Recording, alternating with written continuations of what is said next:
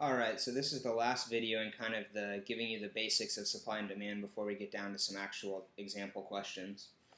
And this is one where both the price is uncertain, so P is a question mark, and quantity is a question mark.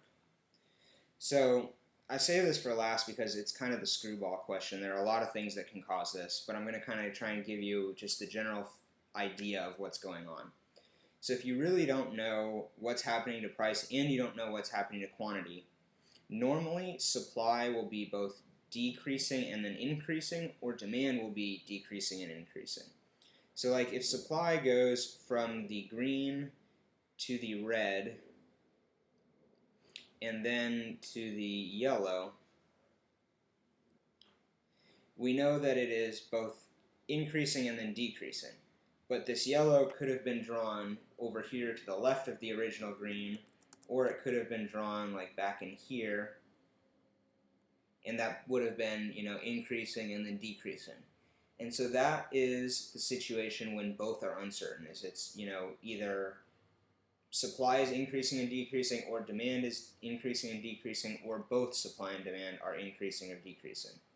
And so whenever I'm going to kind of just represent it like this, when supply is going up and down, or demand is going up and down,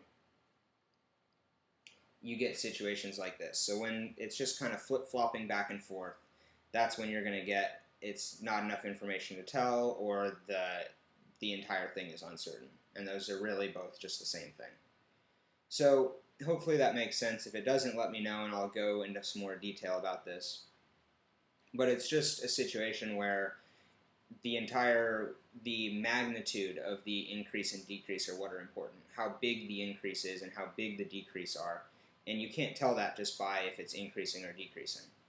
So with that, we are done with the overview, and we will jump into some example questions that will be based on previous tests, but won't be the exact questions that have been on any previous tests, because we aren't going to go ahead and violate any of ASU's policies.